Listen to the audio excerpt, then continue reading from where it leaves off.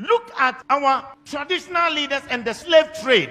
We blame the whites for the slave trade we went through. We blame the whites that they offended us. They took us as slaves. But let's wait for a minute.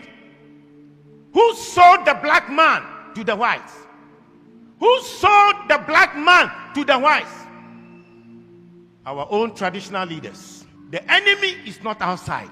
The enemy is within. If we are asking the Europeans to pacify us and also to apologize to us, our traditional leaders must be the first to apologize on behalf of their ancestors for the evil they have done against their fellow blacks. Look at our attitude towards the environment and the destruction of our water bodies. All our river bodies have turned into dark brown. And you know what they said? In the next 20 years, if we don't stop this illegal mining, Ghana, we will import water to drink. Yet we don't care. And Chinese, they will come from their country into our forest, destroy our forest, destroy our land, and illegally mine and damage our waters. How can they come if the traditional leaders didn't give them permission to do that? And in one instance, while they were dead, our military went there to protect them. Our own military that is supposed to protect us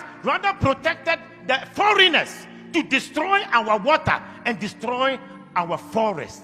The enemy is not outside, the enemy is within. If you look at our own systems and structures in our country, we don't have a better system to improve the lives of people. Pastor, I was surprised when I read in China, they had a 10-year vision, and they said from 2011, their vision was that in 10 years from 2011, and 10 years from 2011 will be what year?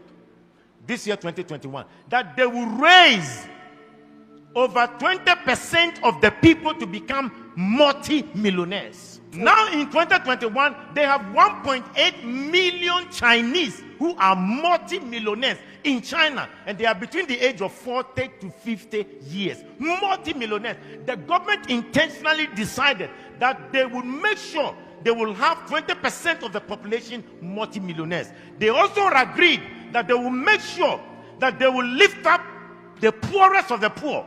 And they lifted 100 million people from begging to live a better life. But in this country, in our country, we fight our own businessmen.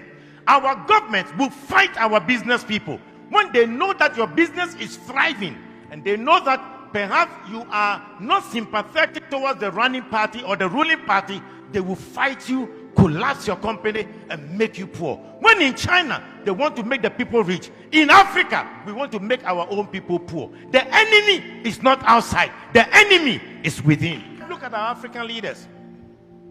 How much they stole, the money they stole away. We are told in Gambia, Jamal Yaha, he stole 11 million US dollars from his own country, Gambia. Sani Abacha stole between 1 billion to 5 billion dollars out of Nigeria. Hosni Mubarak stole 17 million US dollars in 8 years. The enemy is not outside.